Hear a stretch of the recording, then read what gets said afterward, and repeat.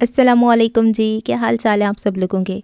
मैं उम्मीद करती हूँ कि आप सब बिल्कुल ठीक होंगे, खैरियत से होंगे। नॉवल मनमट्टी बाय वाजिद इब्रार की ये 5th एपिसोड है। दरवाजे पे दस्तक हुई तो वली का दिल बेकरारी से धड़क उठा। वो तो कब से उसी दस्तक के इंतज़ार में था। तेज़ी से सीढ़ियाँ उतरते हुए उसने दरवाज़ा खोल दिया था, लेकिन अगले ही लम्हे वो ठटक के रह गया। इंसान को एक तवील इंतज़ार के बाद जब मतलूबा मंजर देखने को मिलता है तो वो यूं ही चौंक जाया करता है। अस्सलाम वालेकुम भाई। आलिया ने उसे देखते ही सलाम किया था, लेकिन वो फ़ौरन जवाब देने की हिम्मत न कर पाया। सलाम का जवाब देने का रवाज नहीं आपके यहाँ, बाजी सच ही कहती हैं। आलिया ने उसकी तरफ खाना बढ़ाते हुए उसे सर से पैरों तक घूरा था। वालेकुम अस्सलाम, वो शर्मसार सा होकर बोला। क्या कहती है आपकी बाजी मेरे बारे में? तजस्सुस भरे अंदाज में उसने पूछा। यही कि आप जैसे दिखते हैं वैसे हैं नहीं। वैसे सच्ची है ये बात। आलिया ने उसे फिर से घूरा था। हुलिये के मुताबिक तो आपको वालेकुम अस्सलाम व रहमतुल्लाहि व बरकात कहना चाहिए था, मगर आपने तो जवाब ही मांगे बगैर नहीं दिया। ऐसी कोई बात नहीं है। वो किसी आकर सर खुजाने लगा। दरअसल आपके आने की तवक्को नहीं थी, इसलिए आपको देखकर चौंक गया। मेरे ख्याल में तो आपको सिर्फ खाने की तवक्को होनी चाहिए, किसी की आने की नहीं। वो उसे शक भरी नज़रों से घूर कर बोली। मेरा वो मतलब नहीं था, मैं तो सिर्फ इसलिए कह रहा था कि हमेशा आपकी बाजी ही खाना लाती हैं, इसलिए किसी और के आने की तवक्को नहीं थी। तवक्को रखिएगा भी नहीं। अब जितने दिन मैं यहाँ हूँ, बाजी ने कहा है खाना मैं देकर आया करूँ। उसने वली को बावर कराया। ये बात वली के दिल पे बिजली बनकर टूटी थी। उन्हें कोई नाराज़गी है मुझसे? उसने भी अख्तियार पूछ लिया। ये तो आप उनसे पूछिएगा, मैं तो बस ये खाना देने आई थी। वो कंधे उचकाते हुए बोली और दरवाज़ा बंद करके वहाँ से चली गई। वली थके हुए कदम उठाता हुआ ऊपर चलाया था। ये मुझे क्या होता जा रहा है। खाना मेज़ पे रखकर उसने अपनी पेशानी साफ़ की थी। बाहर की ताज़ा हवा भी उसके चेहरे पर आने वाले पसीने को हरा नहीं कर सकी थी। कहीं मुझे उसके आने की आदत तो नहीं हो गई, या उसके तल्ख सवालों की, या फिर उसके सर्द रवैये की। नहीं, ऐसा नहीं हो सकता। मेरा दिल इस अजीम सफ़र में मोहब्बत का मुतमिल नहीं हो सकता। मैं इस वीरानी में रुकना नहीं चाहता। ख़ुद को आईने में देखते हुए उसने ख़ुद से कितने ही सवाल कर लिए थे। वो आज भी वलीद से मोहब्बत करती है। उसे देखकर लगता है वो तमाम उम्र उस मोहब्बत से बाहर नहीं निकल सकेगी। वो वली से कभी मोहब्बत नहीं करेगी। वो मेरे इस बिगड़े हुए चेहरे को अपनी आंखों की ज़ीनत कभी नहीं बनाएगी।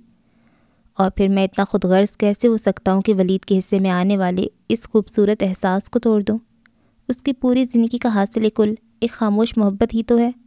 मैं कैसे सोच सकता हूँ उससे ये एहसास छीनने के बारे में। नहीं, मैं खुदगर्ज़ नहीं बनूँगा। आईने में ख़ुद से बातें करते करते उसकी आंखें लाल हो गई थीं। उसने आगे बढ़कर खिड़की खोल दी थी। ताज़ा हवा का झोंका उसे छूकर गुजरा तो उसने अपनी आंखें बंद करके एक लंबी सांस ली, मगर उसकी सांसें बहाल नहीं हुई थीं। उसे करीम बख्श की कही हुई बात याद आ रही थी। तुम जिस तलाश में निकले हो वो है ख़ुद की तलाश। मोहब्बत में तो ख़ुद को खोना पड़ता है। कहीं ऐसा ना हो कि रास्ता तलाश करते करते वहीं आन पहुँचो जहाँ से सफ़र शुरू किया था। बेकरारी से उसने अपना सर झटक दिया था, मगर करीम बख्श की कही हुई एक एक बात उसके दिल के वीराने में चमगादड़ बन के उड़ रही थी। खामोश रहो, इतना खामोश कि एक दिन सामने वाला खुद चिल्ला चिल्ला कर कहे कि खुदा के लिए कुछ बोलो। तो फिर मोहब्बत की बस्ती से होकर जाना, लेकिन मोहब्बत की बस्ती में ठहरना मत। बेबसी के आलम में उसने अपना सर पकड़ लिया था। एक अजीब इस्तराब था, उसका दिल डूबा जा रहा था। उसने मलाल भरी एक निगाह खाने पर डाली। आयशा के शिकवों भरा चेहरा उसकी आंखों में घूमने लगा था। उसकी कही हुई एक बात उसे आगे बढ़ने का हौसला दे रही थी।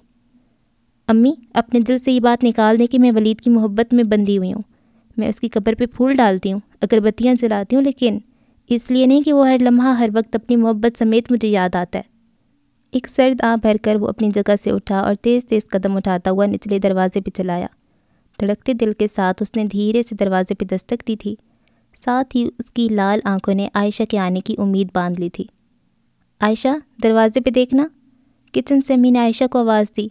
वो और आलिया खाने के बाद बच्चों के साथ बातों में मसरूफ़ थीं। जाओ पता करो क्या कहता है, आयशा ने आलिया से कहा था। आप खुद जाएं, वरना फिर उसका दिल टूट जाएगा, वो मैंने खेज़ लहजे में बोली। आयशा ने एक लम्हे के लिए उसके चेहरे की तरफ देखा। वो कुछ बोलते बोलते रह गई थी। इसी दौरान वली ने दूसरी बार दस्तक दी थी।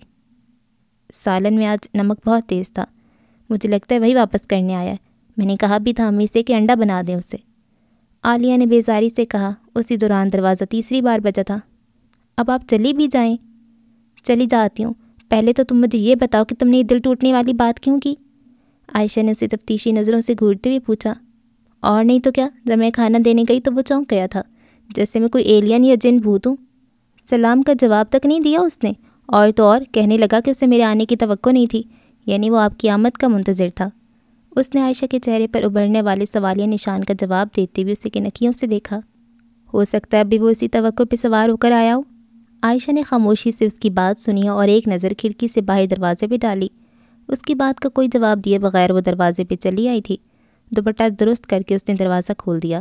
ایک لمحے کے لیے ان دونوں کی نگاہیں ٹکرائیں اور پھر ایک ساتھ ہی جھک گئیں۔ معافی چاہتا ہوں، آپ کو بلا وجہ تنگ کیا، اس نے جھجکتے ہوئے کہا۔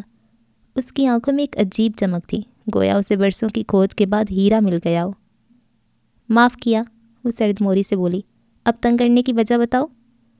وہ کھانے میں نمک کچھ کم ہے، اگر مجھے تھوڑا سا مل جاتا تو۔ وہ عائشہ کے ماتھے پہ بل پڑتے دیکھ کر ٹھہر گیا تھا۔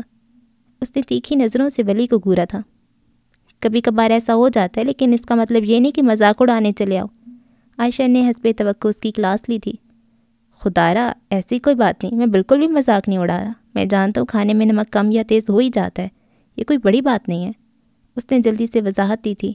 تو پھر یوں دروازہ کیوں پیٹ رہے تھے؟ صرف یہ بتانے کے لیے کھانے میں نمک کم یا تیز ہو ہی جاتا ہے؟ وہ اس کے خالی ہاتھوں کی طرف گھورتے ہوئے پوچھ رہی تھی۔ نہیں، بالکل نہیں، آپ مجھے بس تھوڑا سا نمک لا دیں، مہربانی ہوگی آپ کی۔ اچھا رکو، میں لا کر دیتی ہوں۔ وہ کنکھیوں سے اسے گھورتی ہوئی دروازہ ہلکا سا بند کر کے کچن میں چلی آئی، جہاں ثریا بیگم ولی کے لیے انڈا تل چکی تھیں۔ یہ لو، میں نے انڈا تل دیا، مجھے پتہ تھا کہ سالن واپس آ جائے گا، امی نے اس کی طرف دیکھے بغیر کہا۔ عائشہ امی کی طرف دیکھ کر طنزیہ مسکرائی۔ امی، آئندہ یاد سے ایک پیالی میں نمک رکھ کے دیا کریں اس کے کھانے کے ساتھ۔ کیا مطلب؟ اس کی بات پہ ثریا بیگم نے اس کی طرف دیکھتے ہوئے پوچھا۔ نمک لینے آیا وہ، آپ یہ انڈا اسے صبح ناشتے میں بھجوا دینا، وہ کھڑی ہوئی لہجے میں بولی اور نمک کا پورا ڈبہ اٹھا کر باہر دروازے کی طرف چلی گئی۔ ثریا بیگم حیرت سے اسے تکتی رہ گئیں۔ یہ لو نمک، اور اسے پاس ہی رکھ لینا، ہو سکتا ہے اب روز ضرورت پڑے تمہیں اس کی۔ اس نے طنز کرتے ہوئے نمک کا ڈبہ ولی کی طرف بڑھایا تھا۔ اس نے ہچکچا کر ڈبہ پکڑ لیا تھا۔ عائشہ نے ایک تیکھی نظر اس پہ ڈال کر دروازہ بند کر دیا تھا۔ سنیے، ولی کے منہ سے ڈرتے ڈرتے نکلا۔ کم ہے نمک؟ اس نے جھٹ سے دروازہ کھول کر پوچھا۔ اس کا لہجہ میں نے خیز تھا۔ نہیں، وہ نظریں گھمانے لگا۔ وہ میں پوچھنا چاہ رہا تھا کہ آپ خفا ہیں میری کسی بات پر؟ کسی سے خفا ہونے کا میرے پاس وقت نہیں ولی صاحب، وہ تلخی سے بولی۔ تو پھر آپ خود کیوں نہیں آئیں کھانا لے کر؟ اس نے ہمت کرتے ہوئے پوچھا۔ عائشہ کی دانت پیستی ہوئی نظروں نے اسے گھورا تھا۔ میرا تمہارے ساتھ کوئی معاہدہ نہیں ہوا کھانا لانے کا، وہ سرد لہجے میں بولی۔ جانتا ہوں، پہلے آپ ہی لاتی تھیں، اسی لیے پوچھ لیا، وہ دل کی بات دل میں رکھتے ہوئے بولا۔ عائشہ اسے ایک نظر گھور کر دروازہ بند کر کے چلی گئی۔ حد ہے اس بندے والی بھی، وہ بڑبڑاتی ہوئے کمرے میں داخل ہوئی۔ اب کیا کہہ دیا اس نے؟ عالیہ نے کنزا کے ہاتھ پر مہندی لگاتے ہوئے پوچھا۔ اس نے عائشہ کی طرف دیکھا نہیں تھا۔ نمک لینے آیا تھا، عائشہ نے عالیہ کو حیران کرتے ہوئے کہا۔ اس نے سر اٹھا کر عائشہ کو دیکھا تھا۔ عائشہ بدستور بڑبڑا رہی تھی۔ میں تو حیران ہوں، اس کے لہجے میں اتنی مٹھاس کہاں سے آتی ہے جو وہ امی کے حسن اخلاق کو شیریں کر دیتا ہے؟ بنا پوچھے ہی انڈا تل دیا اس کے لیے۔ کھانے میں تو پہلے ہی اتنا نمک تیز تھا، پھر وہ نمک کیوں لینے آیا؟ عالیہ نے دماغ پہ زور دیتے ہوئے کہا۔ اوہ اچھا، اب میں سمجھی۔ کیا سمجھی تم؟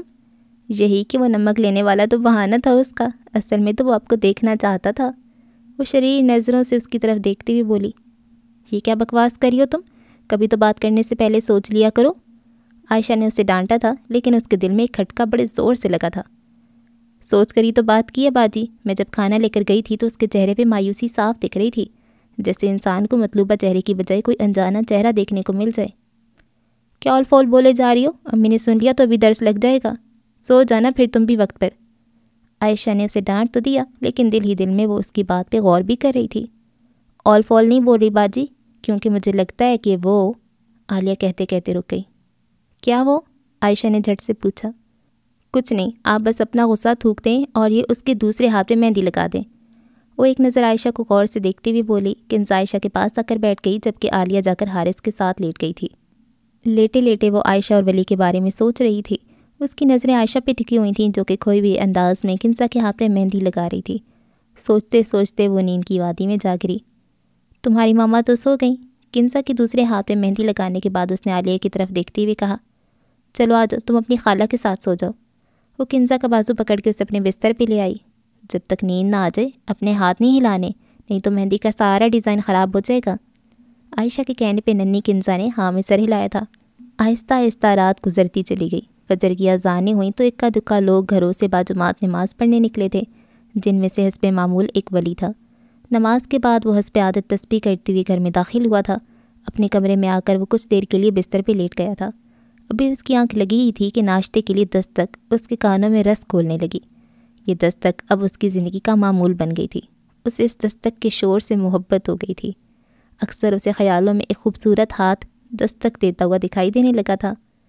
دھڑکتے دل کے ساتھ تیز تیز قدم اٹھاتا ہوا نیچے چلا آیا، جہاں اس کی سوچوں کا محور، اس کی دل کی دھڑکنوں کا قیمتی زیور پہنے وہ خوبصورت ہاتھ اس کے دل کی دروازے پہ محو دستک تھے۔ اس نے دیوانہ وار دروازہ کھول دیا۔ دروازہ گھر کی طرف کھلتا تھا، اس لیے ایک دم مکمل کھلنے پر وہ عائشہ کے ہاتھ میں موجود ناشتے کی ٹرے سے ٹکرایا۔ ٹرے پراٹھوں سمیت نیچے گر گئی۔ عائشہ ہکا بکا ولی کو دیکھنے لگی۔ اس کی جلدی ہوئی تیکھی نگاہیں ولی کے دل پر پراٹھے تلنے لگی تھیں۔ I'm sorry، اس نے بکلا کر کہا اور عائشہ کے پیروں کے پاس گرے ہوئے پراٹھے اٹھانے لگا۔ اس کا دل کیا کہ وہ ان پیروں کو چھو کر ان سے محبت کی بھیک مانگے، اسے چیخ چیخ کر کہے کہ ولی اس کے پیروں کی خاک بن گیا ہے، وہ اسے بھول جائے، اپنے دل کو اس کی مٹی کے لیے مٹی ہونے سے بچا لے۔ انگریزی بھی بول دو، بہت خوب، عائشہ نے طنز کرتے ہوئے کہا۔ وہ ٹرے میں پراٹھے واپس رکھتے ہوئے اٹھ کھڑا ہوا تھا۔ ہاں، ایک اد لفظ تو آتا ہی ہے۔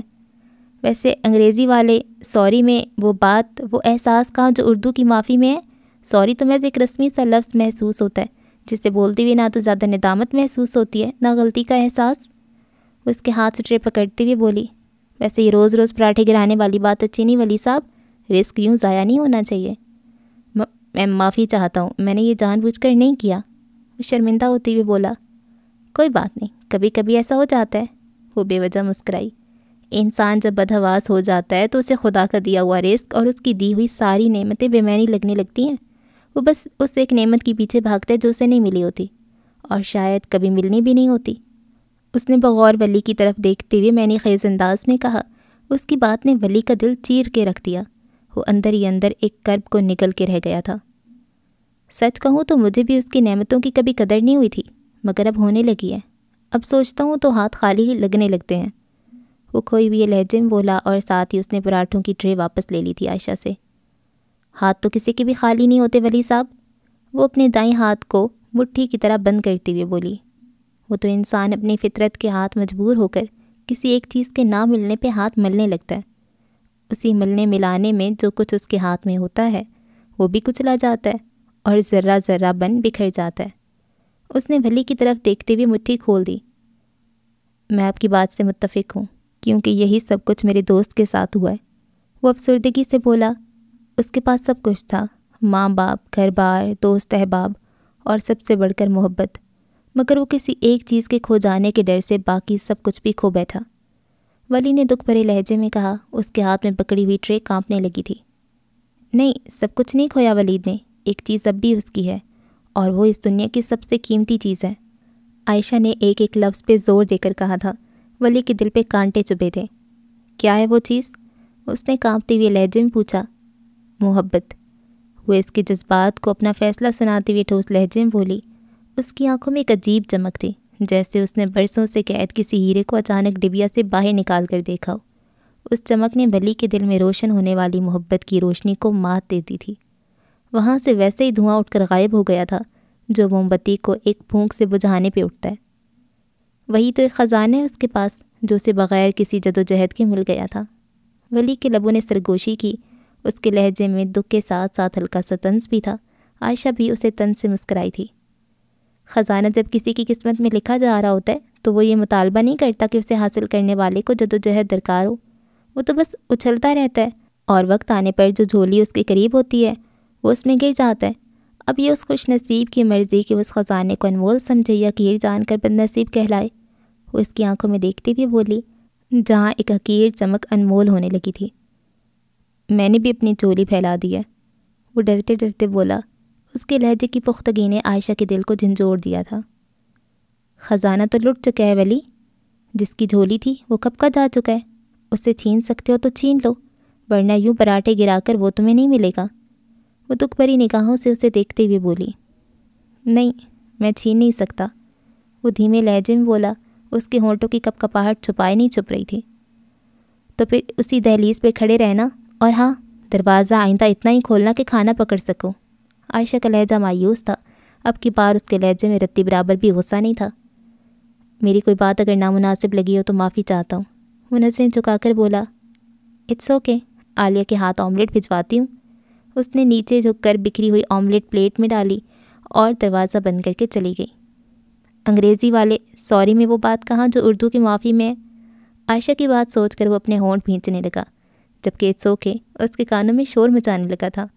اس نے آنکھیں بند کر لیں، جبکہ عائشہ اپنے کھلے کانوں کے ساتھ کچن کے دروازے پہ کان لگائے کسی بت کی طرح کھڑی تھی۔ عالیہ اور امی کے درمیان ہونے والی گفتگو اس کے کانوں تک پہنچ رہی تھی۔ یہ کیا کہہ رہی ہو تم؟ ثریا بیگم نے عالیہ کی بات سن کر سختی سے پوچھا۔ غلط نہیں کہہ رہی امی، اور پھر اس میں برائی کیا ہے؟ انڈا توڑتے ہوئے عالیہ نے رازداری سے جواب دیا۔ اب آپ دیکھ لیں، کب سے وہ ناشتہ دینے گئی ہیں اور سوچیں کہ کتنا وقت لگتا ہے ناشتہ پکڑانے میں۔ میں تو حیران ہوں کہ اتنے عرصے میں یہ بات آپ کے دماغ میں کیوں نہیں آئی؟ جانتی تو ہو تم اسے، ناشتہ دینے جاتی اور لیکچر دینے بیٹھ جاتی ہے۔ جب تک وہ کوئی بحث نہ کر لے ولی سے، اس کا کھانا ہضم نہیں ہوتا۔ روٹی بیلتی ہوئی ثریا بیگم نے بلا تاثر جواب دیا۔ عالیہ نے ایک نظر ٹھہر کے امی کو دیکھا تھا، اس کے ہونٹوں پہ مسکراہٹ امڑ آئی تھی۔ آخر اس بحث کا مقصد اور ضرورت کیا ہے امی؟ اگر سوچے تو اپنے دل کی بھڑاس نکالنے کے لیے ولی کا انتخاب کرتی ہے۔ آپ کو پتہ ہے جب انسان کے پاس کوئی دوسرا راستہ نہ ہو تو وہ اسی راستے کا انتخاب کرتا ہے جو اسے مہیا ہوتا ہے۔ عالیہ نے امی کو اپنی بات سمجھاتے ہوئے کہا۔ ثریا بیگم نے اس بات میں سر تو ہلا دیا تھا، مگر وہ عالیہ کے انکشاف پہ متفق نہیں ہوئی تھیں۔ پھر بھی یہ بڑی نامناسب سی بات لگتی ہے سوچنے میں، یہ خیال اپنے دل سے نکال دو، اور عائشہ کو بھی اس بات کی بھنک بھی نہیں پڑنی چاہیے، ورنہ جو قیامت وہ لائے گی اچھی طرح معلوم ہے تمہیں۔ یہ کہہ کر انہوں نے چھت کی طرف دیکھا۔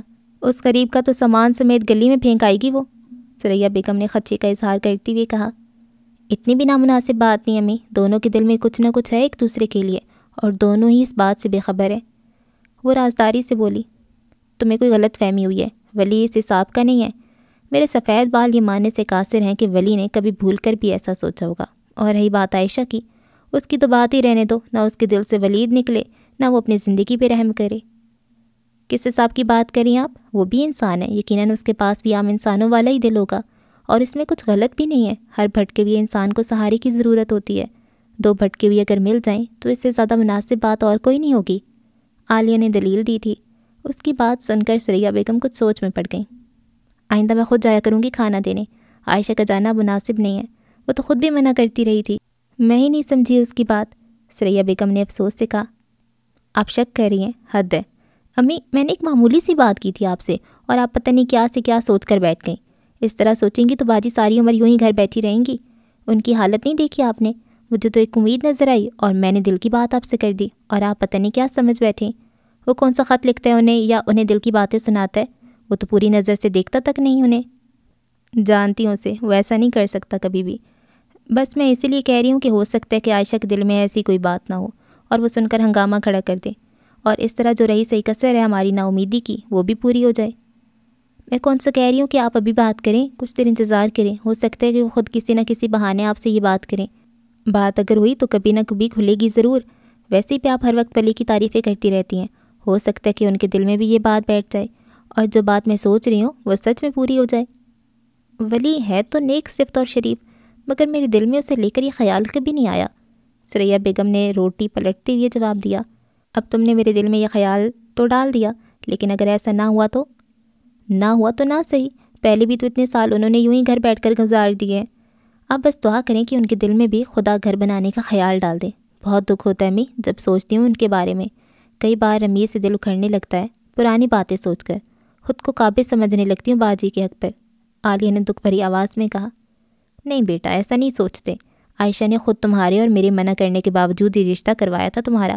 وہ ایک ذمہ دار لڑکی تھی اور ایک ذمہ دار لڑکی ہے، بس حالات نے اس کا مزاج بدل دیا۔ ثریا بیگم نے احساس بھرے لہجے میں کہا۔ چلیں ٹھیک ہے پھر، آپ فی الحال ان سے کوئی بات نہ کریں، انتظار کر لیں، ہو سکتا ہے وہ جلد آپ سے اپنی بات خود کہلوا دے۔ اپنے منہ سے تو وہ کبھی نہیں کہیں گی، مگر جب آپ کو لگے کہ وقت آ گیا تو آپ خود یہ بات کر لیں ان سے اور اس دکھ سے آزاد کرائیں، خود کو بھی، انہیں بھی، اور ساتھ ساتھ مجھے بھی۔ اس بات پر عائشہ کے پیروں میں جان پڑ گئی تھی۔ وہ کسی بت کی طرح کچن میں داخل ہوئی۔ ٹھیک کہہ رہی ہے عالیہ، امی ابھی وہ وقت نہیں آیا، ابھی اس کی بات زبان پر نہیں آئی۔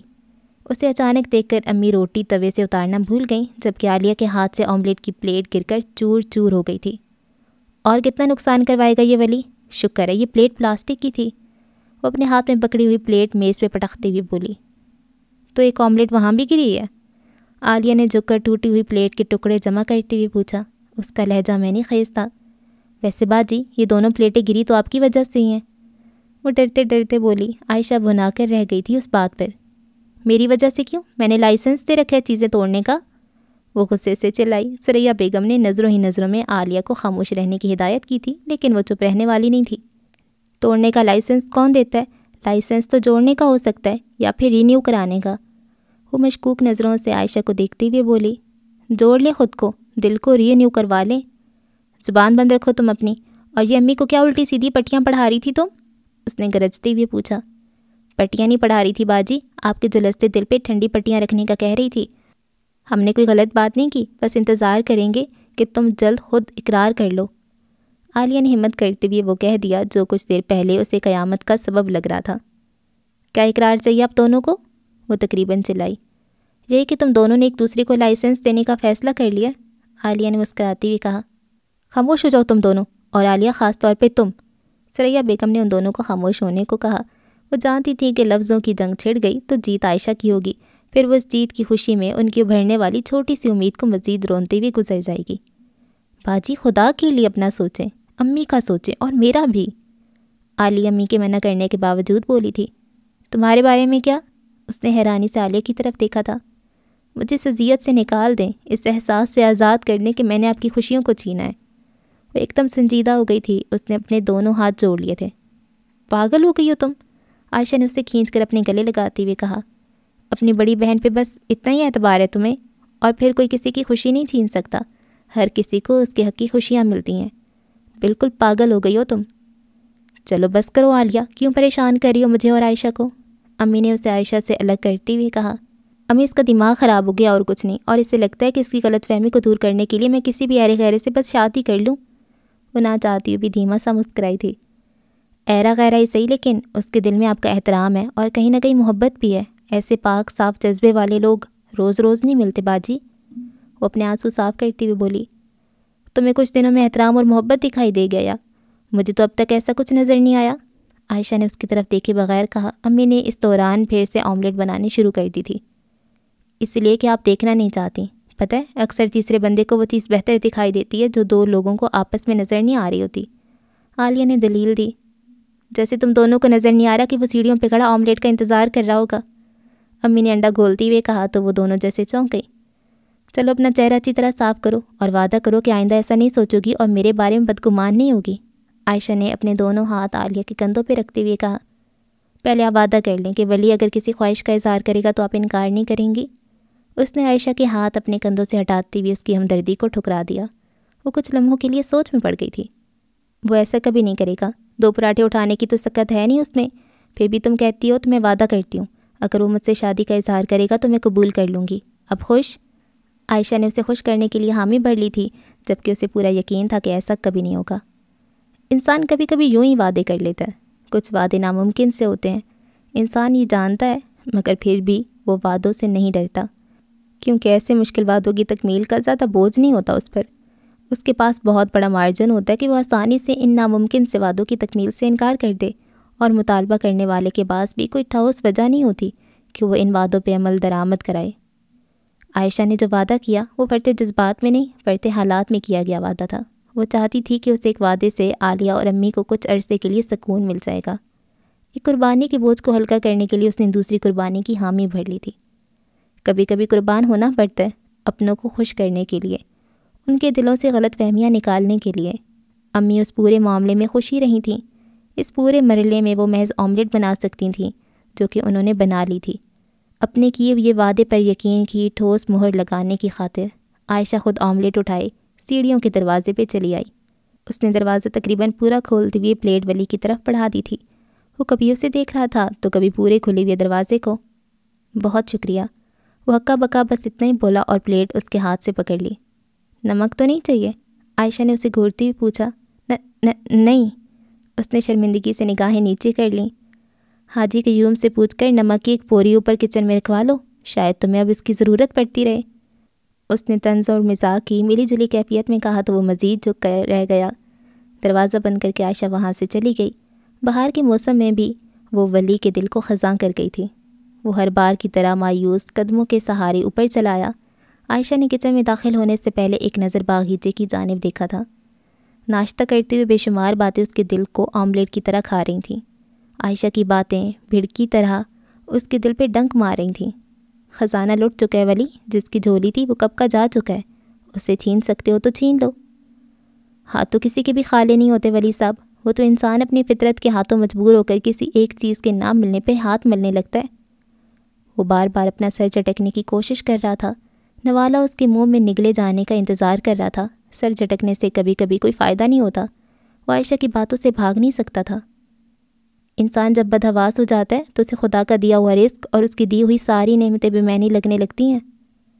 سب کچھ نہیں کھویا ولید نے، ایک چیز اب بھی اس کی ہے، اور وہ اس دنیا کی سب سے انمول چیز ہے، محبت، محبت، محبت۔ عائشہ کا بولا ہوا ایک ایک لفظ ہتھوڑے کی طرح اس پہ برس رہا تھا۔ اس نے اپنا سر پکڑ لیا تھا۔ وہی تو ایک خزانے اس کے پاس جو اسے بغیر کسی جدوجہد کے مل گیا۔ اسے اپنی بات یاد آئی تھی۔ اس کی اپنی بات ان تمام باتوں سے زیادہ کڑوی تھی جسے اس نے نوالے سمیت نگل لیا تھا۔ نہیں، میں ولید سے اس کی محبت نہیں چھین سکتا۔ یہ خزانہ اسے ولید ہونے کی وجہ سے ملا ہے، اور میرا کیا ہے؟ میرے پاس تو بہت کچھ ہے، یہ سارے نئے رشتے، احترام، اعتبار، یہ ایمانداری کی مہریں، یہ 5 وقت کی عبادت، ندامت اور پچھتاوا۔ میرے ہاتھ اتنے بھی خالی نہیں ہیں ولید کے مقابلے میں۔ وہ اپنے ہاتھ اپنی آنکھوں کے سامنے پھیلا کر سوچ رہا تھا۔ ہاتھ تو اس کے خالی ہیں، اس کے پاس اس خاموش محبت کے علاوہ ہے ہی کیا؟ ہر احساس کھو کر، ہر رشتہ گنوا کر، اگر اس کے پاس کچھ بچا ہے تو وہ عائشہ کی محبت ہے۔ وہی محبت اس کا مان ہے، اس کی آخری امید ہے، اس کا آخری سہارا۔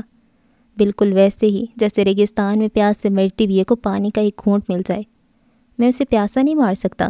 مایوسیوں کے آخری کنارے پر اگر اسے کوئی ہاتھ نظر آیا ہے تو میں اسے وہ ہاتھ نہیں چھین سکتا، میں اسے ڈوبنے نہیں دے سکتا، میں اس کی آخری امید، آخری ایمان اور آخری سہارا نہیں چھین سکتا۔ وہ کب کپا رہا تھا۔ مجھے کریم چچا کی بات مان لینی چاہیے، میری زبان کو خاموشی کا تالا لگا رہنا چاہیے، مجھے منظر سے خود کو غائب رکھنا چاہیے۔ اس نے اس بات میں سر ہلایا۔ میں ایسا ہی کروں گا، اپنے دل میں اگنے والے محبت کے پودے کو جڑ سے اکھاڑ پھینکوں گا، میں آنے والی اس بہار کا راستہ روک لوں گا، میں اس دل نامی پنچھی کے پر کاٹ دوں گا۔ ہاں، میں یہ کر سکتا ہوں۔ ولید کے مقابلے میں مجھ میں یہ طاقت بہت زیادہ ہے۔ وہ بے بسی سے مسکرایا۔ میں چاہوں تو اسے بآسانی سے ہرا سکتا ہوں، چاروں شانے چت کر سکتا ہوں، لیکن میں خالی ہاتھ والے سے کیوں لڑوں؟ کیوں اسے ہرا کر یہ احساس دلاؤں کہ وہ کتنا کمزور اور بے بس ہے؟ مجھ سے یہ نہیں ہوگا، اسے ہار کر بھی جیتنا ہے، ورنہ اس کی امید ٹوٹ جائے گی، اس کا مان بکھر جائے گا۔ غفور، غفور، بشرا بیگم فکر مندی سے چلاتے ہوئے غفور کو آوازیں دے رہی تھیں۔ جی بیگم صاحبہ۔ غفور اپنے کوارٹر سے نمودار ہوا تھا۔ صاحب کہاں ہیں؟ معلوم نہیں بیگم صاحبہ، صبح گاڑی لے کر نکلے ہیں، وہ سہم کر بولا۔ خود گاڑی لے کر گئے ہیں اور تم نے پوچھا نہیں ان سے؟ بشرا بیگم بدستور پریشان تھی۔ میں نے پوچھا تھا ان سے، وہ کہنے لگے کہ کوئی ضروری کام ہے، میں خود جانا چاہتا ہوں۔ چلو ٹھیک ہے، جاؤ تم، اسے جانے کا کہہ کر اس نے رحمان قریشی کو کال ملائی۔ ویسے کئی بار کر چکی تھی مگر دوسری طرف سے اسے کوئی جواب موصول نہیں ہوا۔ نہ جانے اتنے دنوں سے کس بات کی پریشانی انہیں، کچھ بتاتے بھی نہیں۔ بشرا بیگم نے زیر لب کہتی ہوئے ایک آخری کال ملائی اور جواب نہ پا کر اندر چلی گئیں۔ اتوار کا دن تھا، شاویز آج گھر پہ ہی تھا۔ صبح کا سورج منہ پہ لالگی ملے ابھر رہا تھا۔ بستر سے اٹھتے ہی شاویز نے کھڑکی سے پردے ہٹا دیے تھے۔ وہ ہر بار چھٹی والے دن دیر تک سونے کا منصوبہ بناتا تھا مگر ہر بار ناکام ہو جاتا تھا، اور آج بھی یہی ہوا تھا۔ ابیرہ فجر کی نماز کے لیے اٹھی تو اس نے کمرے کا دروازہ بند کر دیا تاکہ وہ اپنی نیند پوری کر سکے، مگر بے سود۔ سورج کی آنکھ کھولتے ہی وہ بھی جاگ گیا تھا۔ تازہ دم ہونے کے لیے اس نے واش روم کا رخ کیا۔ شاویز کی طرف سے گڈ مارننگ کا میسج پا کر ابیرہ کچن میں چلی گئی۔ ناشتے کی تیاری کے دوران وہ بار بار اپنے اس خواب کے بارے میں سوچ رہی تھی جو اس نے گزشتہ رات دیکھا تھا۔ اس نے دیکھا تھا کہ رحمان خالو پوری رفتار سے گاڑی بھگاتے ہوئے کسی سنسان علاقے سے گزر رہے ہیں۔ پھر اچانک ان کی گاڑی کے سامنے ایک چہرہ نمودار ہوتا ہے جو اسے اپنے چہرے سے ملتا جلتا محسوس ہوا تھا۔ خواب کے دھندلے پن میں وہ اسے چہرہ صاف طور پہ دکھائی نہیں دیا تھا، تاہم وہ اسے اپنا ہی ہم شکل محسوس ہوا تھا، اور پھر دیکھتے ہی دیکھتے گاڑی پوری قوت سے اس وجود سے ٹکرائی۔ اس کے بعد اسے اپنے مرتے ہوئے وجود کی طرف ایک ہاتھ بڑھتا ہوا دکھائی دیا تھا۔ وہ محض ہاتھ دیکھ پائی تھی جو اس کی گردن کے گرد اپنی گرفت مضبوط کر چکا تھا۔ اس سے پہلے کہ وہ مدد کے لیے چلاتی اس کی آنکھ کھل گئی تھی۔ وہ تب سے اب تک اس غیر معمولی خواب کے بارے میں سوچ رہی تھی۔ اسے بشریٰ خالہ اور رحمان خالو کی یاد شدت سے آ رہی تھی۔ اس نے بشریٰ خالہ کا دیا ہوا پرانی تصویروں کا البم آج پہلی بار نکالا تھا، جس میں اس کے بچپن کی تصویروں کے علاوہ بے شمار تصاویر تھیں۔ البتہ ولید کی کوئی بھی تصویر اس میں موجود نہ تھی۔ شاید بشریٰ بیگم نے بدلتے ہوئے حالات کو سمجھ لیا تھا، اس لیے انہوں نے ولید کی ساری تصویریں اس البم سے نکال دی تھیں۔ اسے خالہ کا یہ عمل ذرا بھی برا نہیں لگا تھا، کیونکہ وہ جانتی تھیں کہ یہی اس کے لیے بہتر تھا۔ وہ شاویز کے ساتھ ہنستی خوشی محبت بھری زندگی گزار رہی تھی، اور جب انسان محبت کے نشے میں چور ہوتا ہے تو باقی سب کچھ اس کے لیے بے معنی ہو جاتا ہے۔ شاویز کے گڈ مارننگ کا میسج ملنے کے بعد وہ البم بند کر کے ناشتہ تیار کر رہی تھی، اور ساتھ ساتھ وہ اپنے اس خواب کے بارے میں بھی سوچ رہی تھی۔ Good morning. کچھ دیر بعد شاویز مسکراتے ہوئے اپنے کمرے سے باہر آیا تھا۔ کتنی بار کہا ہے کہ گڈ مارننگ کو بس فون تک رہنے دو؟ وہ مسکراتے ہوئے بریڈ باسکٹ میں ٹوسٹ رکھتے ہوئے بولی۔ او ہاں، میں تو بھول ہی گیا تھا۔ السلام علیکم۔ اس نے جلدی سے سلام کیا۔ وعلیکم السلام، آئندہ مت بھولنا ورنہ گڈ مارننگ کا جواب نہیں دیا کروں گی۔ وہ اترا کر بولی۔ ایسا مت کرنا۔ اس نے بچوں کی طرح اپنے کانوں کو ہاتھ لگائے تھے۔ اب ڈرامے مت کرو، آ جاؤ، بریک فاسٹ تیار ہے۔ ہاف فرائیڈ انڈا اس نے پلیٹ میں نکالتی ہوئے کہا تو وہ کھانے کی میز پہ چلایا۔ آج کافی جلدی نہیں اٹھ گئی تھی تم؟ اس نے پانی کا گلاس منہ کو لگاتے ہوئے پوچھا۔ تمہیں کیسے معلوم؟ تم تو خرگوش بیچ کر سو رہے تھے۔ اس نے ٹیبل پہ ناشتہ لگاتے ہوئے سرسری سا پوچھا۔ شاویز نے اسے ٹھہر کے دیکھا تھا۔ گھوڑے بیچ کر سونے کا تو سنا تھا، مگر یہ خرگوش کہاں سے آ گئے؟ ہر ویکنڈ پہ دیر تک سونے کے منصوبے بناتے ہو، مگر آنکھ سورج سے بھی پہلے کھل جاتی ہے۔ اب ایسے میں گھوڑے تو نہیں بکتے نا؟ وہ وضاحت دیتے ہوئے کرسی نکال کر اس کے سامنے بیٹھ گئی تھی۔ ایک آپس کی بات بتاؤں؟ شاویز نے رازداری سے کہا۔ وہ بھرپور سنجیدگی سے اس کی طرف متوجہ ہوئی تھی۔ ہاں بتاؤ۔ میرے تو خرگوش بھی نہیں بکتے، وہ شریر لہجے میں کہتا ہوا کھلکھلا کر ہنس پڑا۔ ابیرہ نے خفگی سے منہ پھیر لیا تھا۔ بہت بدتمیز ہو تم۔ وہ دوسری طرف منہ پھیر کر خود بھی ہنس پڑی۔ اب مجرموں کی طرح منہ مت چھپاؤ۔ میں کیسے مجرم ہوئی؟ وہ یکدم شاویز کی طرف منہ کر کے بولی۔ تمہاری وجہ سے خرگوش نہیں بکتے، وہ اسے شریر نظروں سے دیکھتی ہوئی بولا۔ اب باتیں نہ بناؤ، ناشتہ ٹھنڈا ہو رہا ہے، ناشتہ کرو، اور یاد ہے نا شاپنگ بھی کرانی ہے تم نے؟ وہ اسے باور کروا رہی تھی۔ ہاں ہاں یاد ہے، اسی فکر میں تو نیند نہیں آئی رات بھر۔ ویسے نیند سے یاد آیا، تم نے بتایا نہیں کہ آج جلدی کیوں اٹھ گئی تھی تم؟ شاویز نے اس بار سنجیدگی سے پوچھا تھا۔ ظاہر ہے نماز کے لیے اٹھی تھی، کوئی نئی بات تو نہیں ہے اس میں؟ اس نے شانے اچکائے۔ لیکن آج تو 5 بھی نہیں بجے تھے اور تم بستر پہ نہیں تھی۔ تمہیں کیسے معلوم؟ تم تو سو رہے تھے۔ اس نے ٹوسٹ پہ جام لگاتے ہوئے اسے دیکھے بغیر پوچھا۔ بس یوں ہی ایک پل کو آنکھ کھلی اور دوبارہ لگ گئی۔ شاویز نے گلاس میں جوس ڈالتے ہوئے سرسری سے لہجے میں بتایا۔ کھلی گئی تھی آنکھ تو نماز پڑھ لیتے۔ اس نے موضوع بدلنا چاہا۔ اور یہ فکر کیسی شاپنگ کی؟ اگر جیب کی فکر ہے تو ہم نہیں جاتے، اس نے مصنوعی خفگی دکھاتی ہوئی کہا۔ شاویز نے مسکرا کر اسے محبت سے دیکھا۔ بے وقوف لڑکی، میرا سب کچھ تمہارا ہی تو ہے، میں تو بس مذاق کر رہا تھا، تمہارا جو دل کرے لے لینا۔ دل کے کرنے پہ شاپنگ نہیں کرتی میں، ضرورت پڑنے پہ کرتی ہوں۔ موسم بدل رہا ہے، سردی ختم ہو رہی ہے، تو اس حوالے سے گھر کی کچھ سیٹنگ بدلنے کا سوچ رہی تھی۔ چلو اچھا، کم از کم کوئی کام تو کرو گی اس بہانے سے، وہ اسے چھیڑتی ہوئے بولا۔ کام میں کروانے تو نوکری کی اجازت کیوں نہیں دے دیتے تم؟ اس نے بھی شاویز پہ جوابی وار کیا۔ نوکری تو بھول جاؤ، اچھی بہوؤں کی طرح گھرداری سنبھالو، بچے پالو، وہ مسلسل اسے چھیڑ رہا تھا۔ یہ تم صبح میری ساس کیوں بن رہے ہو؟ اس نے چائے کا گھونٹ بھرتی ہوئی پوچھا۔ ویسے ساس سے یاد آیا، کب ملواؤ گے اپنے گھر والوں سے؟ بندہ اور کچھ نہیں تو فون پر ہی بات کرا دیتا ہے۔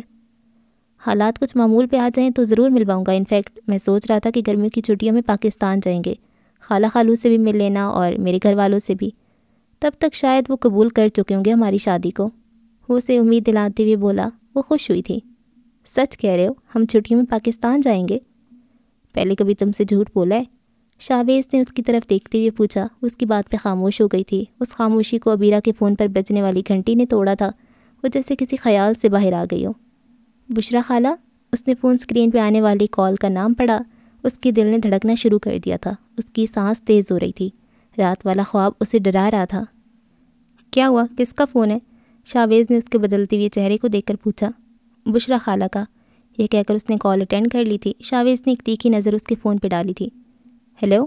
کانپتے ہوئے ہونٹوں سے اس نے ہیلو کہا۔ وہ ڈائننگ ٹیبل سے اٹھ کر بالکنی میں چلی آئی جہاں پورا ایونیو روڈ دھوپ میں چمک رہا تھا۔ ایسی دھوپ پورے موسم سرما میں اسے دیکھنے کو نہیں ملی تھی۔ السلام علیکم بیٹا۔ بشریٰ کی فکر انگیز آواز اس کے کانوں سے ٹکرائی تو اس کی زوم آؤٹ ہوتی آنکھیں فوراً زوم ان ہوئیں۔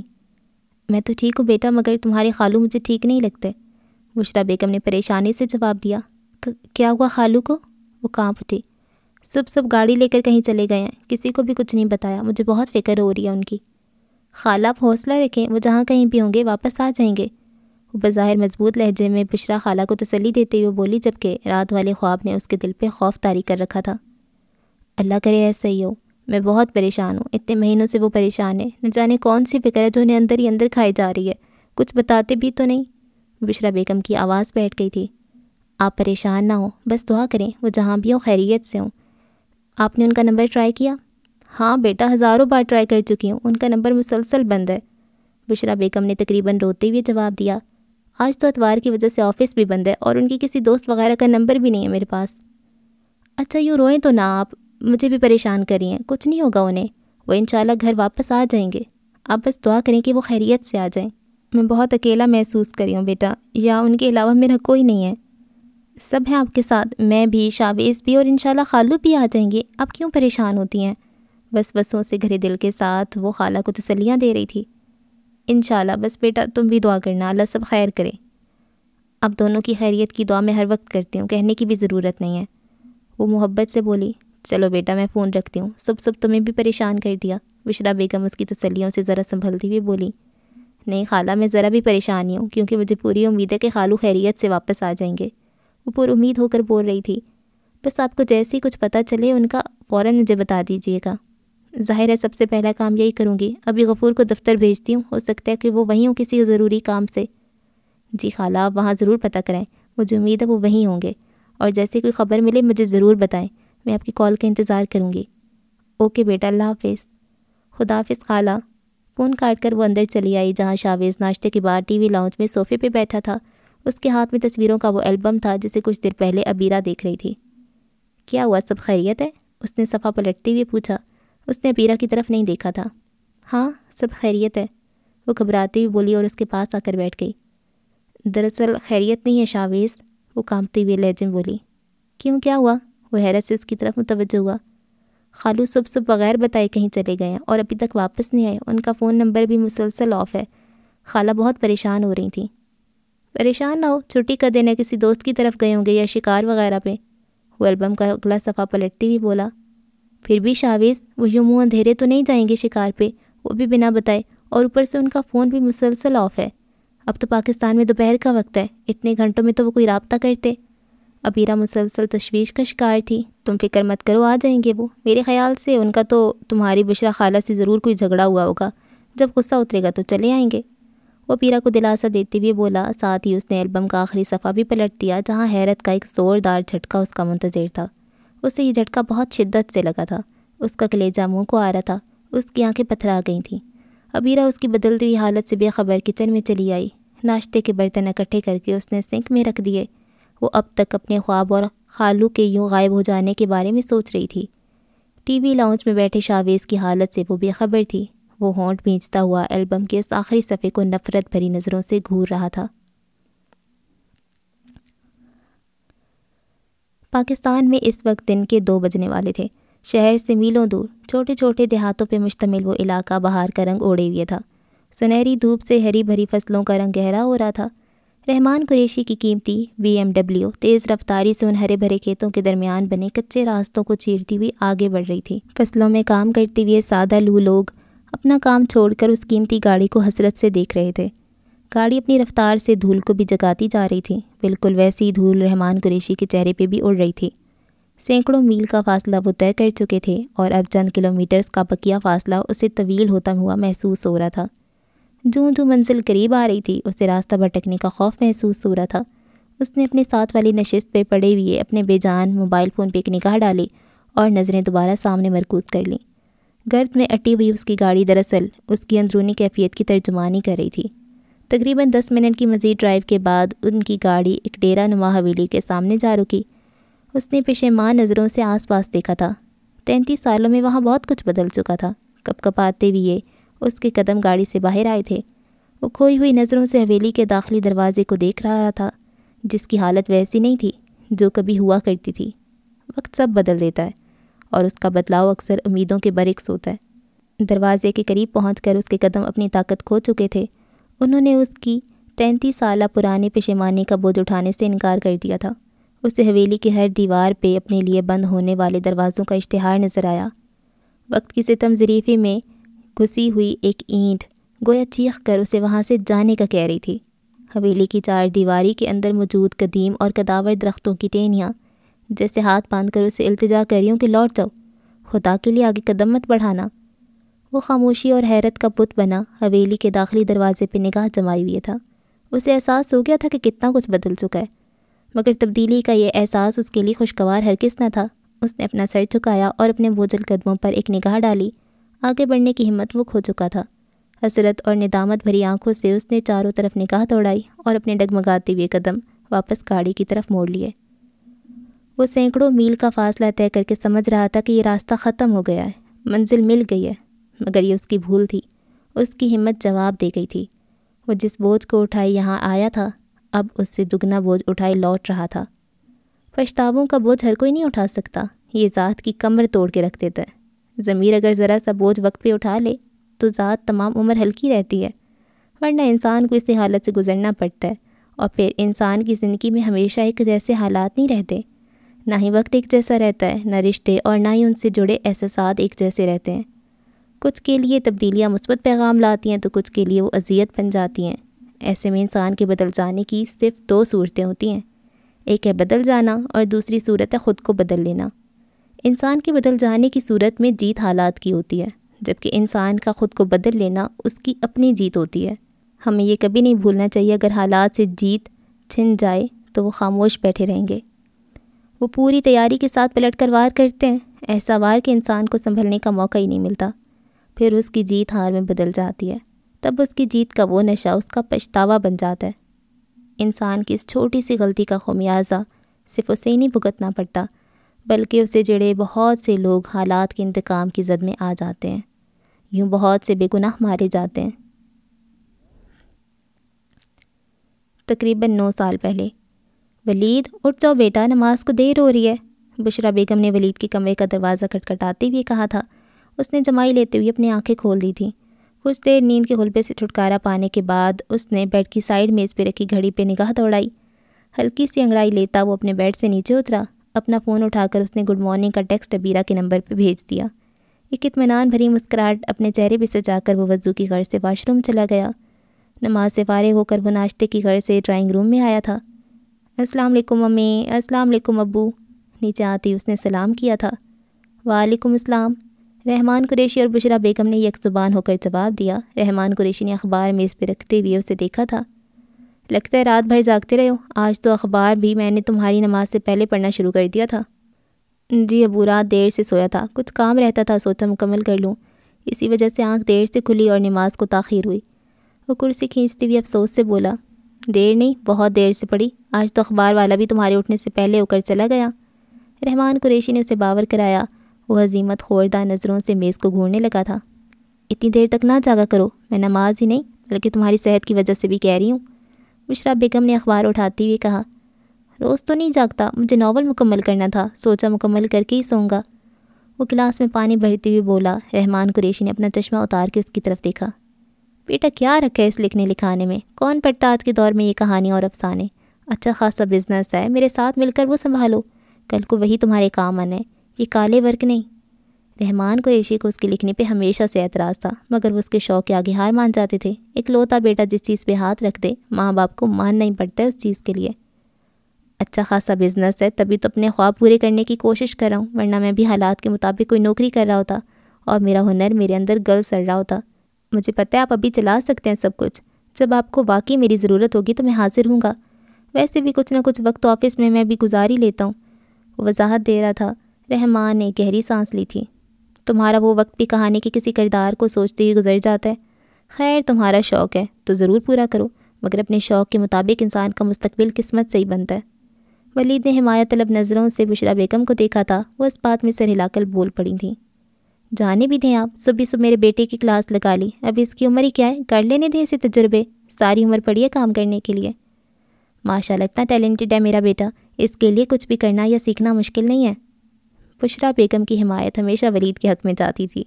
اس نے نظروں ہی نظروں میں امی کا شکریہ ادا کیا تھا۔ رحمان قریشی کے تاثرات بھی نارمل ہو گئے تھے۔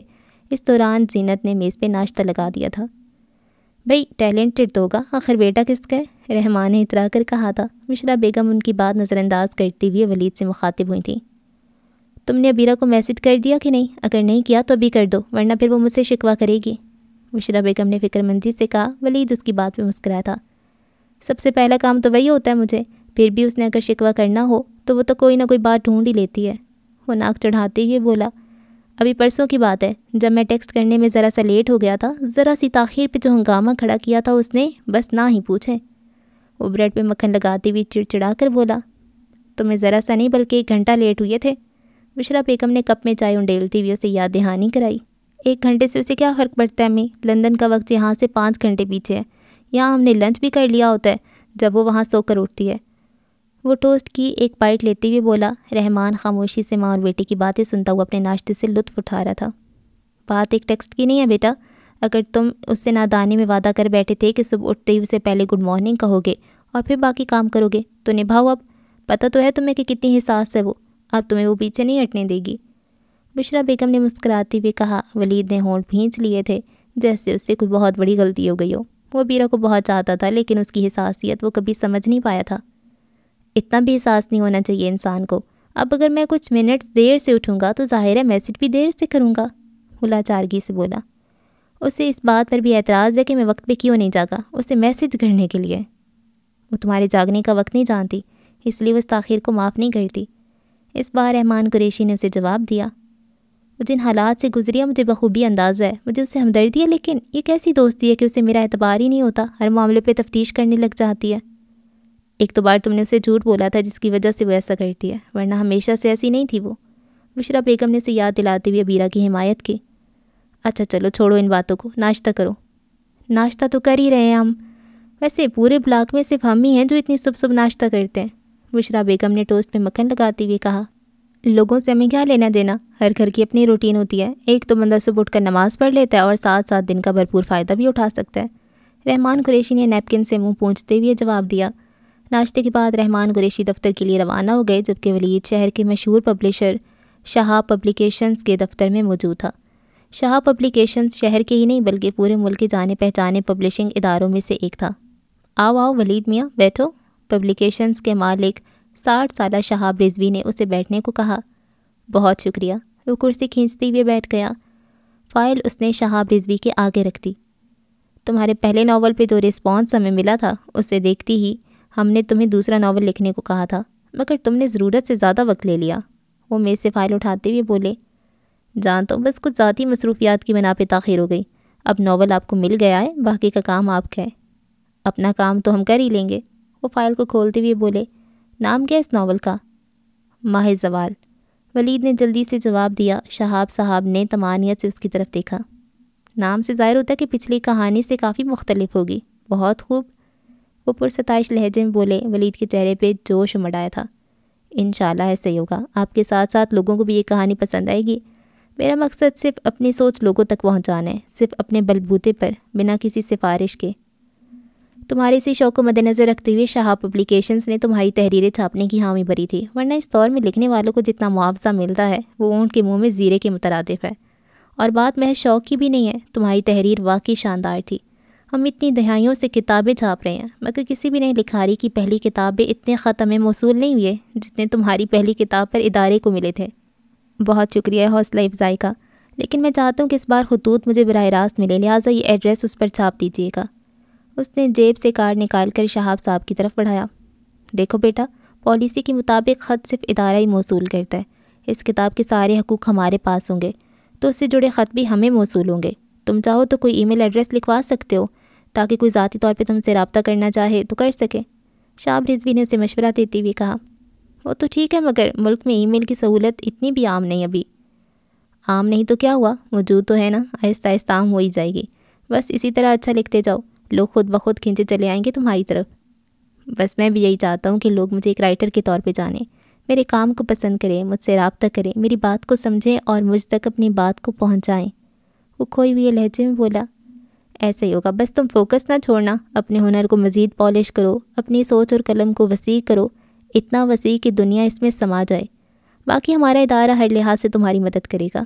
شہاب صاحب نے اس کے خوابوں کو 4 چاند لگاتے ہوئے کہا، میں نے یہ سفر آپ ہی کی بدولت شروع کیا ہے شہاب صاحب۔ آپ اگر اس دن چاہتے تو بنا میری بات سنے مجھے جانے دیتے، مگر آپ نے شاید میرے ٹیلنٹ کو پہچان لیا تھا۔ میں اس سفر میں ہمیشہ آپ کا احسان مند رہوں گا۔ کون سا ہیرا کتنا قیمتی ہے یہ ایک جوہری بخوبی جانتا ہے۔ تمہاری آنکھوں کی چمک نے بہت کچھ بتا دیا تھا تمہارے بارے میں، تو تمہیں کیسے جانے دیتا؟ شہاب رضوی نے اسے بغور دیکھتے ہوئے کہا، چلیں ٹھیک ہے، مجھے اجازت دیں، ناول میں نے پڑھنے کے بعد مرتب کر دیا ہے، پھر بھی آپ کو ضرورت پڑے تو مجھے فون کر دیجیے گا، میں حاضر ہو جاؤں گا۔ وہ اپنی جگہ سے اٹھتے ہوئے بولا، ٹھیک ہے پھر تم جاؤ، جیسے ہی سارا پروسیس مکمل ہوگا میں تمہیں بتا دوں گا، اور میرا خیال ہے کہ اس بار کوئی چھوٹی موٹی تقریب رکھیں گے اس کتاب کی رونمائی کے لیے۔ کیا واقعی آپ ایسا کر سکتے ہیں؟ ولید پرجوش ہوا تھا۔ ہاں کیوں نہیں، شہاب رضوی نے کندھے اچکائے۔ بس بجٹ چاہیے، جیب میں پیسے ہوں تو کون سا کام مشکل ہے، وہ مسکراتے ہوئے بولے۔ ولید نے اس بات میں سر ہلایا اور اجازت لے کر وہاں سے چلا گیا۔ وہ تنہا نہیں تھا، اس کے خواب اس کے ہمراہ تھے۔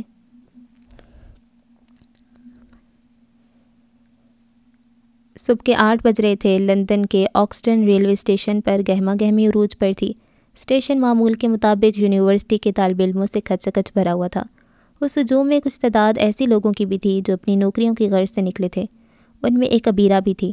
وہ چہرے پہ اداسی پھیلائے پلیٹ فارم نمبر 2 پہ لگے ایک بینچ پہ بیٹھی اپنی ٹرین کا انتظار کر رہی تھی۔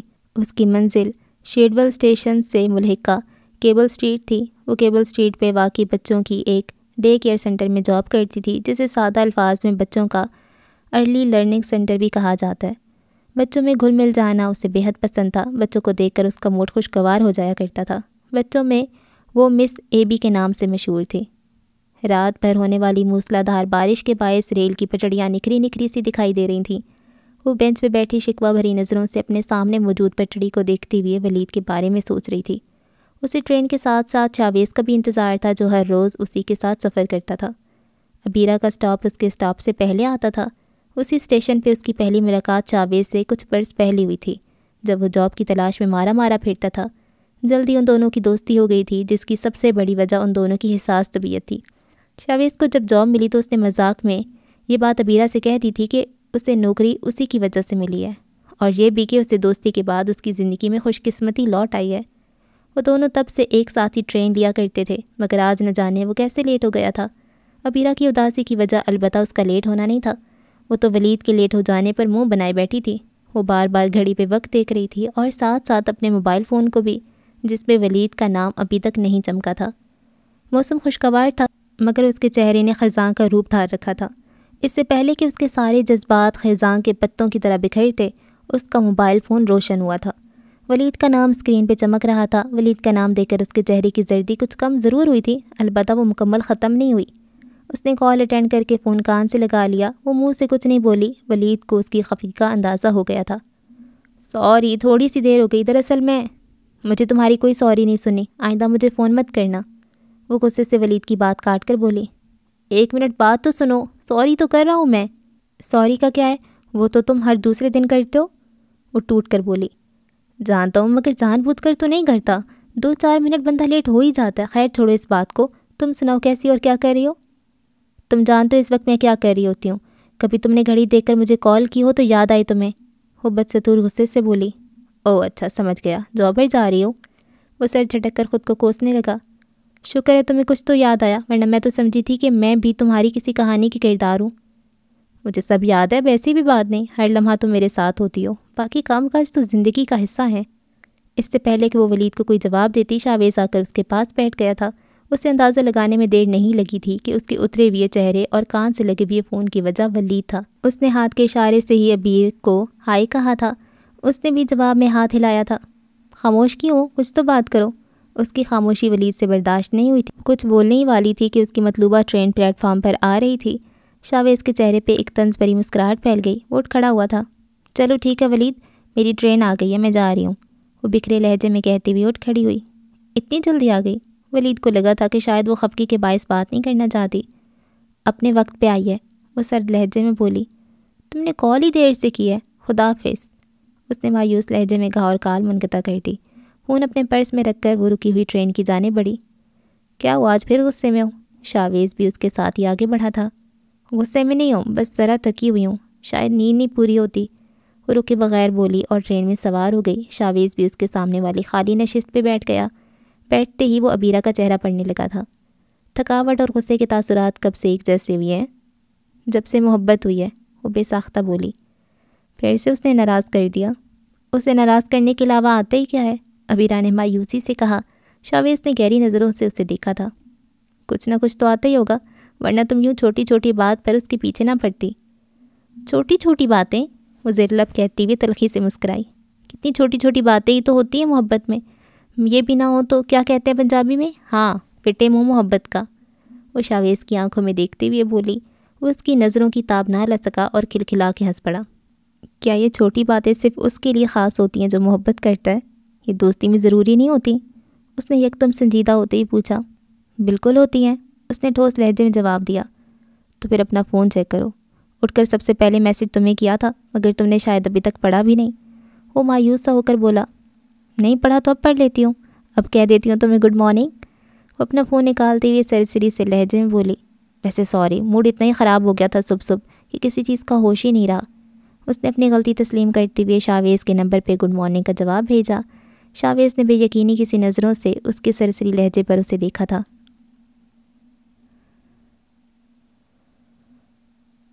کرم پور محلہ شہر کے وسط سے کچھ فاصلے پر واقع تھا۔ متوسط گھرانوں پر مشتمل اس محلے میں ایک گھرانہ سریا بیگم کا تھا۔ حسب معمول اس گھر میں صبح صبح ہی عالیہ کسی پنچھے کی مانند بیزاری کی ٹہنی پر بیٹھی چہچہا رہی تھی۔ اس کا چہچہانا ہی گھر کی اصل رونق تھا۔ کپڑوں کا ڈھیر لگ گیا ہے گھر میں، ابھی تو رمضان بھی شروع نہیں ہوا، وہ بڑبڑاتے ہوئے کپڑوں کے بھرے ہوئے تھیلے تخت پوش پر بے دردی سے پھینک رہی تھی۔ سریا بیگم کچن میں ناشتہ بنانے میں مصروف تھیں، جبکہ عائشہ اپنے کمرے کی حالت درست کر رہی تھی۔ کتنی بار کھائے کہ ناشکری نہ کیا کرو، شکر کیا کرو کہ وہ ذات گھر بیٹھے بٹھائے عزت کی روٹی دے رہی ہے۔ یہ جو تمہارے کالج کی ساری فیسیں ہیں نا، وہ انہی کپڑوں سے پوری ہوتی ہیں۔ امی نے توے پہ روٹی ڈالتے ہوئے حسب معمول سے ڈانٹ پلائی تھی۔ اس سے پہلے کہ عالیہ عادتاً بات پڑھاتی، عائشہ کمرے سے باہر آ گئی تھی۔ آتی اس نے عالیہ کو چپ کرانا چاہا۔ اب بس کر دو یہیں پر، ہر روز جلی کٹی باتوں کا ناشتہ ضروری نہیں ہوتا۔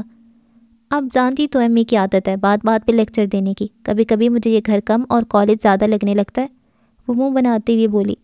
ایسا نہیں کہتے، وہ ماں ہے ہماری، ان کا فرض بنتا ہے سمجھانا، اور کچھ غلط بھی تو نہیں کہہ رہی وہ، عائشہ نے حسب معمول امی کی طرف طاری کرتے ہوئے کہا۔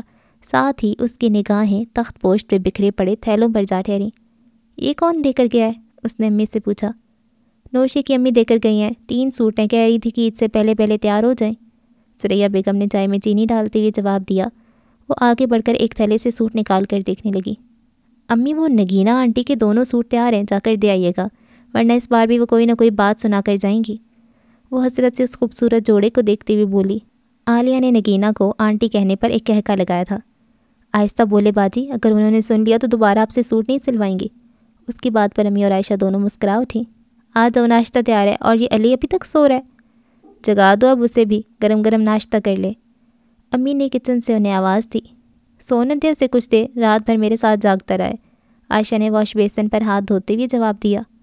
100 بار منع کیا کہ نہ جگایا کرو اسے اپنے ساتھ، امی نے خفگی کا اظہار کیا۔ میں کب کہتی ہوں اسے جاگنے کے لیے، اسے خود ہی اچھا لگتا ہے میرے ساتھ بیٹھے رہنا، کام کرتے ہوئے دیکھنا۔ عالیہ نے ایک بار پھر تخت پوشت پہ بکھرے ہوئے تھیلوں کو دیکھا۔ اگلی نظر اس نے ہمدردی سے عائشہ پر ڈالی تھی۔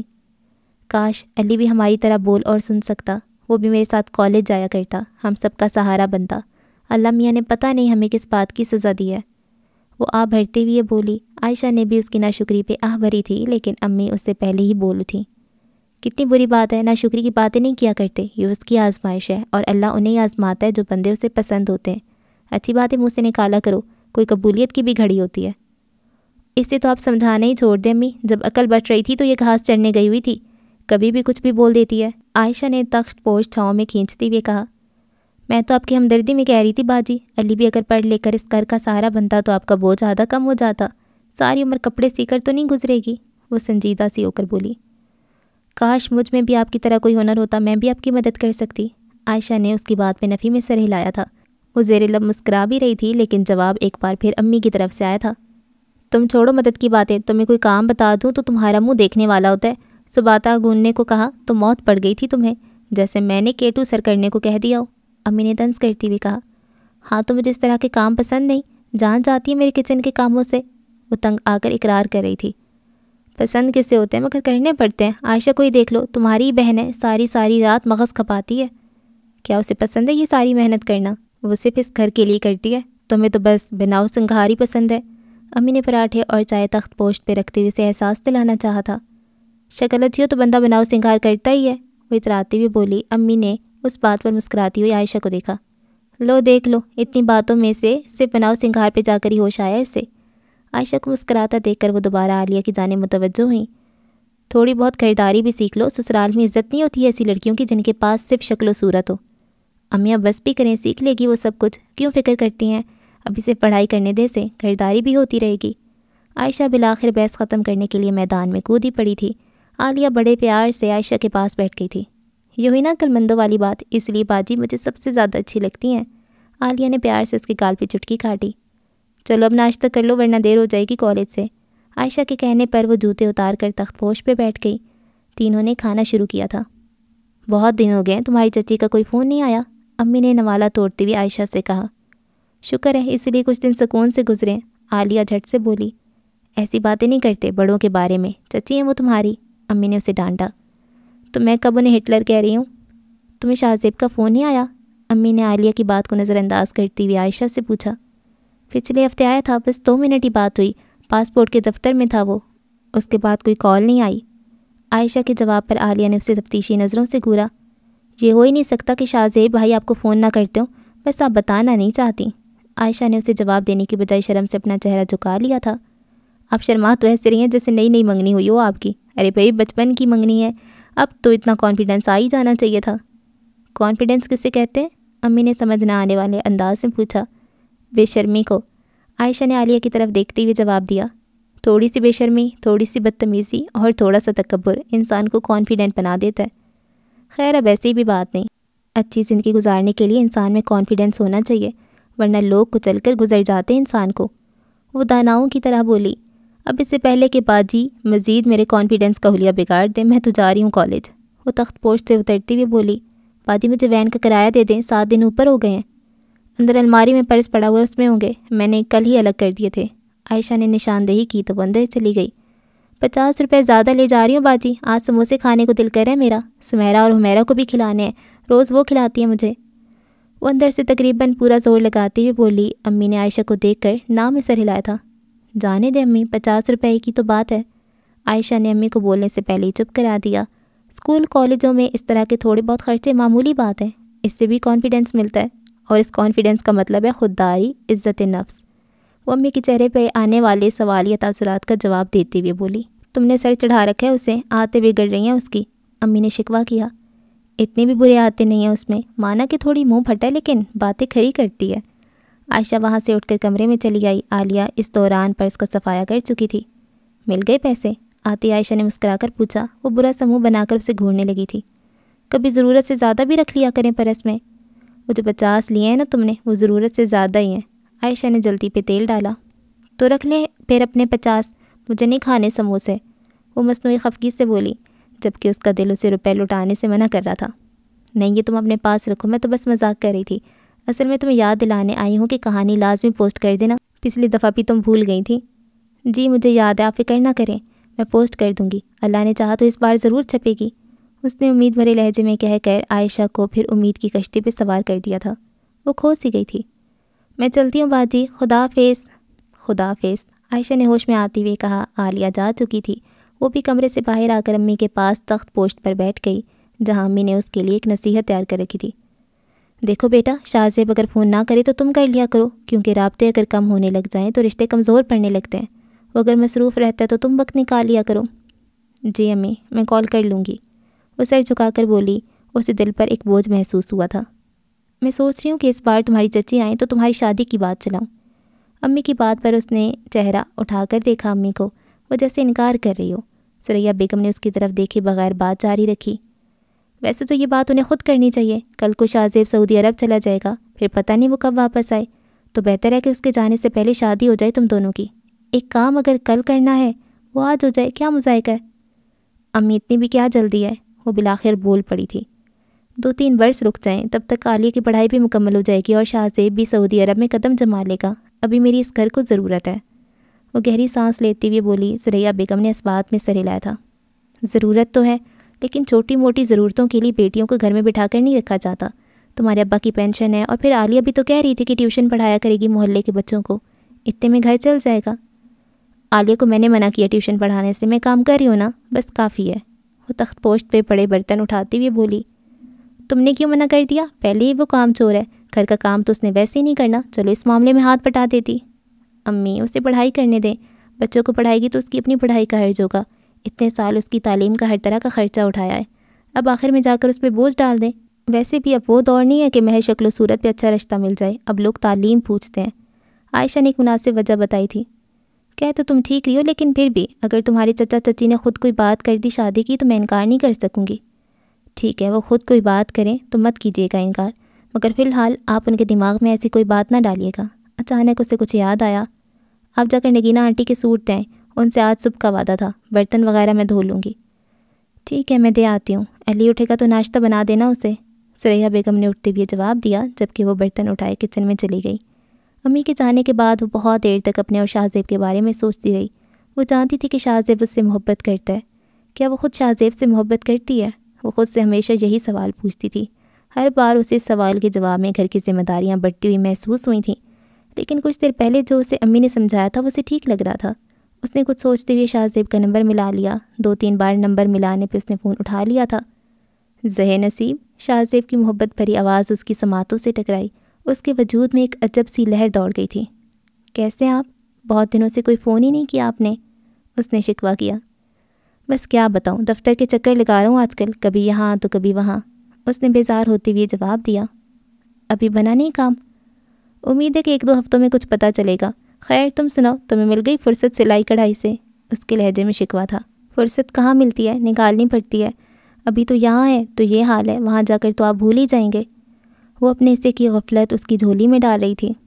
مر نہ جاؤں گا اگر بھول گیا تو، وہ وارفتگی سے بولا۔ کوئی نہیں مرتا، بس باتیں بنی ہوئی ہیں، وہ بے ساختہ بولی۔ کوئی نہ کوئی بات سچی بھی تو ہوتی ہے۔ تو کیا آپ کی ہر بات میں سے کوئی سچی ہے؟ وہ اسے خفگی دکھا رہی تھی۔ ہر بات کا تو پتہ نہیں، مگر ایک بات ضرور سچی ہے، وہ شوخ لہجے میں بولا۔ کون سی بات؟ بتا دوں؟ ہاں بتا دو۔ چلو چھوڑو، ابھی نہیں بتاؤں گا، جب وقت آئے گا تو بتا دوں گا، وہ سوچتے ہوئے بولا۔ تو یہ وقت کب آئے گا؟ عائشہ نے ایک لفظ پہ زور دیتے ہوئے پوچھا۔ زیادہ دور نہیں ہے، بس تم انتظار کرو، وہ عائشہ کو تجسس میں ڈالتے ہوئے بولا۔ وہ چاہتا تھا کہ عائشہ ہاتھ دھو کر اس کے پیچھے پڑ جائے اور ڈنکے کی چوٹ پہ کہے، بتاؤ شاہ زیب کیا بات ہے، مگر ایسا نہیں ہوا تھا۔ اس نے ہمیشہ کی طرح انتظار کو ترجیح دی تھی۔ مجھے انتظار رہے گا اس وقت کا۔ عجیب لڑکی ہو، کوئی اور تمہاری جگہ ہوتی تو پیچھے پڑ جاتی، منتیں کرتی کہ ابھی بتاؤ، اور تم ہو کے انتظار کرو گی۔ شاہ زیب کو جیسے مایوسی ہوئی، اس کی یہ مایوسی نئی نہیں تھی، لیکن انسان ہر بار مایوس ہونے کے بعد ایک بار پھر سے امید باندھ لیتا ہے۔ میں منتیں کرنے والوں میں سے نہیں ہوں، آپ جانتے ہیں مجھے، میں اپنی قسمت پہ بھروسہ کر کے اپنے وقت کا انتظار کرنے والی لڑکی ہوں، وہ ٹھوس لہجے میں بولی۔ یہ تو ہے، شاہ زیب نے بلا تاثر کہا، بہت خودداری ہے تم میں، لیکن میڈم محبت میں خودداری نہیں چلتی، محبت میں خودداری کو خود غرضی کہتے ہیں، اور مجھے تو یہ بھی نہیں پتہ کہ تمہیں مجھ سے محبت بھی ہے کہ نہیں، وہ بے وجہ سا مسکرایا۔ محبت کا تو پتہ نہیں، مگر اپنے اور آپ کے رشتے کو بخوبی جانتی ہوں، بس اسی کی لاج میں فون کر لیا، ورنہ آپ تو شاید سعودی عرب جا کر ہی فون کرتے۔ بہت مہربانی میڈم آپ کی، اس کی سنجیدہ آواز میں خفگی تھی۔ اگلے لمحے وہ پرجوش ہو گیا تھا۔ آپ کو ایک خوشی کی خبر بتاتا ہوں، اماں اور ابا آ رہے ہیں کچھ دنوں تک آپ کی طرف، اس نے شوخ لہجے میں بتایا۔ ویسے ان کے ارادے کچھ ٹھیک نہیں لگتے۔ خیریت سے آ رہے ہیں وہ؟ عائشہ نے دھڑکتے دل سے پوچھا۔ تمہاری خودداری کو میری حقداری میں بدلنے کے لیے آ رہے ہیں، اس نے مغرور لہجے میں بتایا۔ کیا مطلب؟ جانتے ہوئے بھی اس نے سوال کر لیا۔ میری اور تمہاری شادی کی بات کرنے آ رہے ہیں وہ۔